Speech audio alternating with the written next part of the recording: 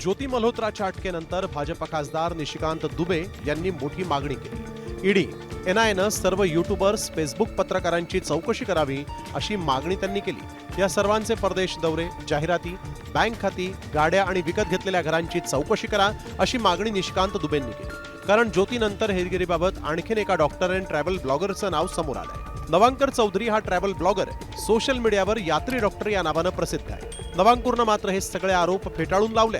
भाई मैं अपनी गवर्नमेंट एजेंसीज का पूरी तरह से साथ देने को तैयार हूँ। कोई भी एजेंसी हो, कोई भी पुलिस हो, कोई भी हो, मतलब जिसको भी इन्वेस्टिगेशन करनी है गवर्नमेंट की एजेंसी, मैं उनको साथ देने के लिए अपनी तरफ से पूरा सहयोग करने के लिए तैयार हूँ। नवांकुर हा देखील ज्योतीसोबत पाकिस्तानमध्ये होता, त्यामुळे त्याचाही ISIशी काही संबंध आहे का याची चौकशी सुरू आहे।